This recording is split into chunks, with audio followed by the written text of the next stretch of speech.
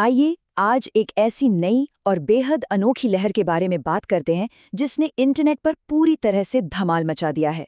हम बात कर रहे हैं द कॉकरोच जनता पार्टी की।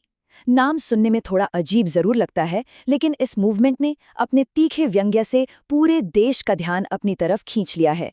इन सोर्सेस के जरिए हम आसानी से समझेंगे कि आखिर कैसे एक छोटा सा इंटरनेट मीम रातों रात एक ऐसी लहर बन गया जिसने लाखों लोगों को एक साथ जोड़ लिया। अब इस एलिजिबिलिटी क्राइटेरिया को ही देख लीजिए। बेरोजगार, आलसी और दिन भर ऑनलाइन रहना, ये किसी जॉब का डिस्क्रिप्शन नहीं, बल्कि इस पार्टी में शामिल होने की ऑफिशियल रिक्वायरमेंट्स हैं। पार्टी का दावा है कि वो सेक्युलर, सोशलिस्ट, डेमोक्रेटिक और आलसी यानी लेजी है। मतलब आमतौर पर पॉलिटिकल पार्टीज खुद को बहुत मेहनती और सीरियस दिखाने की कोशिश करती हैं, है ना? लेकिन इन्होंने ठीक उन्हीं शब्दों को अपना हथियार बना लिया जिनसे आज के युवाओं को ताने मारे जाते हैं। और अगर लग रहा है कि ये बस एक छोटा मोटा मजाक था, तो जरा इस आंकड़े पर गौर कीजिए। 5,51,000 सिर्फ और सिर्फ 48 घंटों के अंदर इस पार्टी ने इंस्टाग्राम पर इतने फॉलोअर्स जोड़ लिए। यही नहीं, शुरुआती 3 दिनों में लगभग 80,000 लोगों ने इनकी वेबसाइट पर साइन अप भी कर लिया। ये एक बहुत ही मैसिव मोमेंटम है जो बिल्कुल ऑर्गेनिकली, बिना किसी बड़ी बैकिंग के तेजी से ग्रो हुआ है। आइए अब इस मूवमेंट के ओरिजिन यानी इसकी शुरुआत पर नजर डालते हैं कि आखिर ये सब शुरू कहाँ से हुआ। इस टाइमलाइन से पूरी पिक्चर और क्लियर हो जाती है। ये मूवमेंट सिर्फ ऑनलाइन शिकायतों तक ही सीमित नहीं रहा। दरअसल युवा वॉलंटियर्स सच में कॉकरोच के कॉस्ट्यूम्स पहनकर यमुना नदी की सफाई करने ऑफलाइन भी उतर आए। लेकिन इसकी चिंगारी आई कहाँ से? 15 मई को एक हियरिंग के दौरान चीफ जस्टिस ऑफ इंडिया ने बेरोजगार युवाओं की तुलना कॉकरोचेज यानी तिलचिट्टे और पैरासाइट्स से कर दी। ये रिमार्क आग की तरह फैल गया। ठीक अगले दिन 16 मई को एक डिजिटल कंटेंट क्रिएटर ने ऑफिशियली इस पार्टी की नींव रख दी। और देखते ही देखते उस एक जुडिशियल टिप्पणी ने रातों रात एक बेहद बड़े डिजिटल मोबिलाइजेशन का रूप ले लिया। इन्हीं संस्थापक ने खुद को ओजी कॉकरोच का टाइटल दिया है। इनका नाम अभिजीत डिपके हैं, जो 30 साल के हैं और बॉस्टन यूनिवर्सिटी से पब्लिक रिलेशंस पढ़ रहे हैं। मतलब फॉरेन एजुकेशन है, डिग्री है, पर इनका मानना था कि देश के संविधान और अभिव्यक्ति की आज़ादी की रक्षा करने वालों की तरफ से ऐसी तुलना आना सच में दर्दनाक था। इसलिए उस अपमान से घबराने या उसको छुपाने के बजाय उन्होंने उस इंसल्ट को ही एक पहचान बना लिया। अब इन मीम्स और व्यंग्य से थोड़ा आगे बढ़ते हैं और देखते हैं कि इसके पीछे की असली निराशा यानी रियल फ्रस्ट्रेशन क्या है। इस मुद्दे की गहराई को समझने के लिए ये नंबर देखना बेहद जरूरी है। 36 करोड़। भारत में अनुमानित रूप से इतने युवा हैं। ये प्रैक्टिकली दुनिया की सबसे बड़ी यूथ पॉपुलेशन है। लेकिन जब स्टैटिस्टिक्स ये बताते हैं कि इस आबादी का एक बहुत बड़ा हिस्सा एक्चुअल वर्कफोर्स से बाहर है, तो चिंता होना लाजमी है। जब इतनी बड़ी तादाद में लोग रोजगार की तलाश में हों, तो फ्रस्ट्रेशन आती ही है। ये गुस्सा पिछले कई सालों से बस पनप रहा था, जिसे अचानक उस एक कमेंट ने बाहर आने का रास्ता दे दिया। पार्टी के फाउंडर का ये स्टेटमेंट बिल्कुल साफ शब्दों में बयान करता है कि आज के युवा मेन स्ट्रीम राजनीति से खुद को इतना कटा हुआ क्यों महसूस करते हैं। उनका मानना है कि लंबे समय से भारतीय राजनीति ने युवाओं को पूरी तरह नजरअंदाज किया है। सारा आम डिस्कोर्स बस धर्म या ऐसी ही बातों के आसपास घूमता रहता है, जबकि जेनजी और मिलेनियल्स के रोजगार और भविष्य को लेकर कोई खासकर बात नहीं होती। ये दिखाता है कि एस्टैब्लिश्ड पॉलिटिकल स्ट्रक्चर से युवा किस हद तक ऊब चुके हैं। तो चलिए अब इस मूवमेंट के मुख्य एजेंडा की तरफ आते हैं और देखते हैं कि मजाक में कितनी गहरी सच्चाई छिपी है। यहाँ पर हम इस मूवमेंट के एक बहुत ही दिलचस्प दोहरे रूप को देख सकते हैं।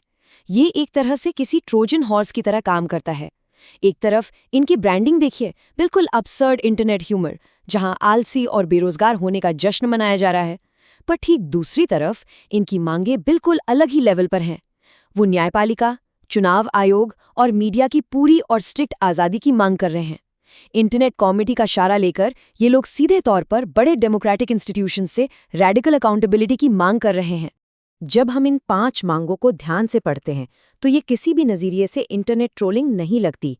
इनका एजेंडा बेहद क्लियर और स्ट्रक्चर्ड है, जैसे चीफ जस्टिस को रिटायरमेंट के बाद राज्यसभा की सीट या कोई पॉलिटिकल रिवॉर्ड ना मिलना, सही वोट्स के साथ छेड़छाड़ करने वाले इलेक्शन कमिश्नर्स पर सीधा यूएपीए लगना, महिलाओं के लिए सिर्फ 30 नहीं बल्कि पूरे 50% आरक्षण और कैबिनेट पोजीशंस की मांग करना।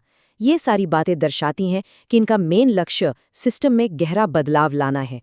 जैसे जैसे ये मूवमेंट तेजी से बढ़ा, शुरुआती विवाद पर आगे प्रतिक्रियाएं आना तय था।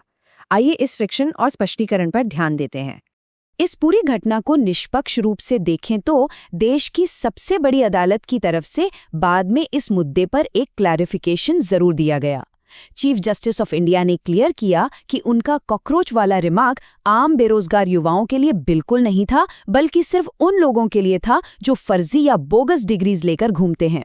एक तरह से अदालत ने अपने उस स्टेटमेंट के ब्रॉड मीनिंग को क्लियर करने की कोशिश की थी। लेकिन मूवमेंट ने स्पष्टीकरण को अस्वीकार कर दिया और एक बेहद वैलिड पॉइंट सामने रखा। उनका सवाल था, जिन्हें एक फॉर्मल डिग्री हासिल करने का अवसर या प्रिविलेज ही नहीं मिला, क्या उन्हें लोकतंत्र में बोलने का कोई हक नहीं है? उनका तर्क बिल्कुल सीधा था।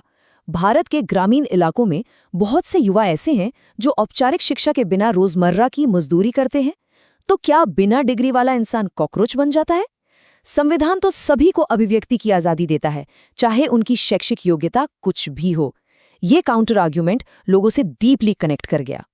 इस पूरे मामले से हमें ये समझ आता है कि जेन ज़ी और नई पीढ़ी अपनी राजनीतिक आवाज़ को किस तरह इफेक्टिवली चैनलाइज कर रही है। एक आम धारणा हमेशा यही रहती है कि जेन ज़ी बस सोशल मीडिया पर आकर गुस्सा निकालती है और ज़मीन पर उनका कोई दबदबा नहीं होता। पर इस आंकड़े पर नज़र डालिए, 3.3 मिलियन सिर्फ चंद दिनों में इतने लोगों तक इंस्टाग्राम की ऑर्गेनिकली रीच हासिल करना अपने आप में एक मिसाल है। जब इतनी बड़ी तादाद में लोग जुड़ते हैं, बिना किसी शोर शराबे के सड़कों की सफाई करते हैं, तो ये इस बात का प्रूफ है कि आज के युवाओं में रियल टैंजिबल इम्पैक्ट पैदा करने की क्षमता पूरी तरह मौजूद है। और सबसे खास बात इनके काम करने का तरीका है। ये एक बेहद स्मार्ट, शांतिपूर्ण और लीडरलेस मूवमेंट है जो पूरी तरह से कॉन्स्टिट्यूशनल राइट्स के दायरे में रहकर चल रहा है। इन्होंने किसी भी एस्टैब्लिश्ड पॉलिटिशियन या नेता का सपोर्ट लेने से साफ इनकार कर दिया है। इनका फोकस एक ऐसा ग्रास रूट्स प्लेटफॉर्म बनाने पर है जहां नए पढ़े लिखे चेहरे आगे आकर बदलाव ला सकें, वो भी बिल्कुल पीसफुली। तो अंत में सबसे बड़ा और दिलचस्प सवाल हमारे सामने खड़ा होता है, क्या the cockroach Janata party internet का बस एक और वायरल ट्रेंड है जो कुछ ही दिनों में अपना असर खो देगा, या फिर क्या ये एक ऐसे लंबे और स्थायी आंदोलन की शुरुआत है जो आने वाले 2029 के चुनावों तक भारतीय युवा राजनीति का नक्शा ही बदल कर रख देगा? एक अचानक आए रिमार्क से शुरू होकर लाखों लोगों की आवाज बनने का ये सफर वाकई हैरान करने वाला है। आगे चलकर ये सोच क्या नया रूप लेगी, ये देखना सच में बेहद एक्साइटिंग होगा।